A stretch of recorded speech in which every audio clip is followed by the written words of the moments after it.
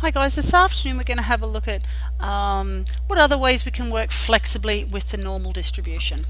Okay, this is what we've done so far. So far we've been given a score value and we have been able to find the probability either below that score, above that score, or between that and another score. So we've done this.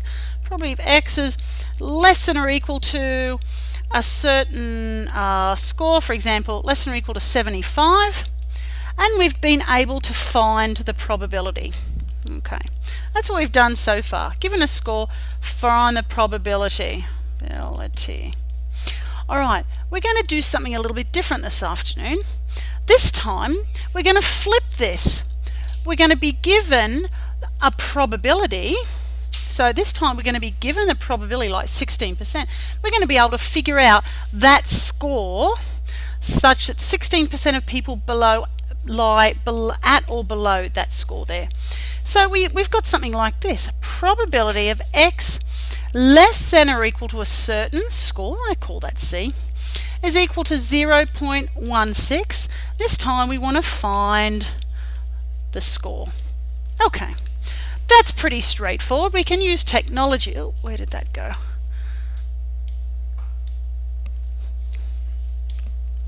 Alright, let's just have a little look here. We can use technology for that. Alright, we're going to do, since we're reversing the procedure, instead of giving a score, find the probability, we're sort of inverting the procedure. Given the probability, find the score. Well, let's go and have a look at our distributions here. If you have a look under normal CDF, we have inverse norm. That is where we're inverting this procedure that we've done so far. Okay, so to put this in, all we have to do when we enter inverse norm, we put in our probability, of course, provided that it is already written as a less than or equal to a certain amount. We put in the mean. Our mean in this situation is 80, and we put in our standard deviation, which is 5. So let's put that in. We have 0.16, we have 80, and we have 5. Now let's have a look. Does that look familiar? There you go. It gives us our value. So we know from that C is equal to 75. That says that the score of 75 has 16% of people at or below that. Okay, I'm going to sort of extend our thinking here a little bit, and even though that's definitely the easiest way to go, this thing called a standard normal distribution will become really, really important a little bit later on. Okay, let's clear that. Alright, so what we're going to do here, there's a really, really cool observation that we need to make here. Right, we've so far looked at normal distributions. Our X distribution had a mean of 80, standard deviation 5, 90, 95, and so on, 75, 70, 65. Okay, there's our mean there. A Z distribution has a mean of 0. So where we have a mean of 80 here, we'd have a mean of 0. Where that's one standard deviation above, where the standard deviation is 5, the standard deviation of our standard normal is 1. So we have 1, 2, 3. And of course down here we're going to have minus 1, minus 2, minus 3. Okay, now let's have a look what happens. I can actually convert any X distribution to a Z distribution, and that's kind of neat because before technology, if you had, for say, two classes, one of my classes had a mean of 80, standard deviation 5, another class had a mean of perhaps 82, perhaps standard deviation 6. By converting both of those distributions to a Z distribution, I could get a really, really good comparison. I could sort of overlap the two graphs here. I could consider the shape of it, I could consider the position of it.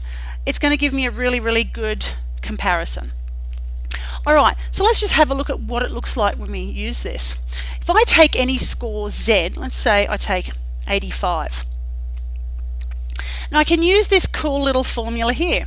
I can convert my X score of 85 my x-score of 85 by doing x minus the mean over the standard deviation. So we've got 85 minus 80 over 5, which of course is 1. There we go there. So in my normal distribution, 85 is 1 standard deviation above the mean. That converts to, in a z distribution, being 1 standard deviation above the mean. What do you think it would be if I looked at 70? Well, let's quickly do that one. If we have 70 minus 80 divided by 5, we've got negative 10 divided by 5, negative 2. So the score of 70 is in the position of 2 standard deviations below the mean in my z distribution. Okay, so what does that allow us to do? Okay, let's go back to this original question here. If I pose this question again, probability x is less than or equal to something is 0.16. We've already had a look at how we use inverse norm. An alternative is if we convert our x score to a z score. So I take this 75 and I figure out what that z score is. So what I'm going to do, I'm going to convert it to a z score. So instead of x is less than or equal to c, I'm going to have z less than or equal to. Now, how do I convert that? I take that c value, I minus, what is it in this case, 80, and I divide by 5. And I know that z score has a probability of 0.16. Okay, so what I can do now, I can actually find the value of this z score. So I go to inverse norm once again.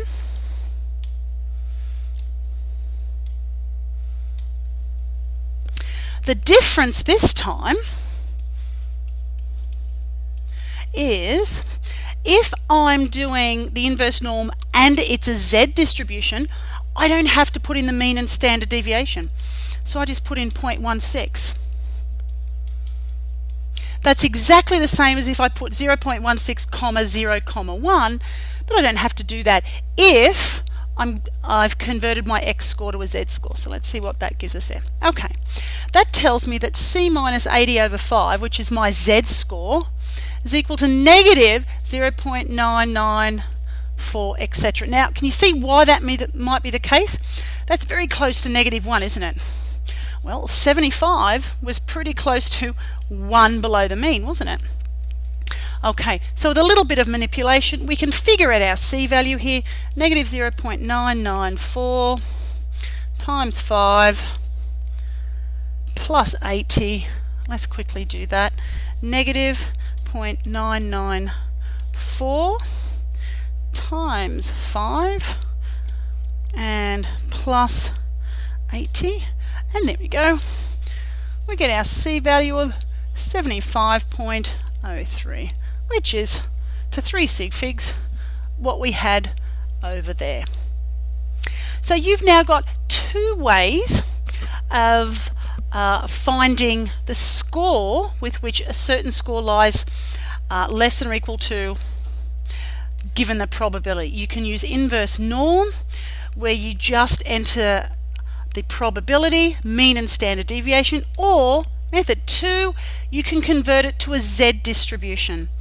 Once again, using inverse norm, but you don't have to put in your 0, 1, and then find out that c value there. Alright, the next video, guys, you're going to watch is an example of this in play, so enjoy that one.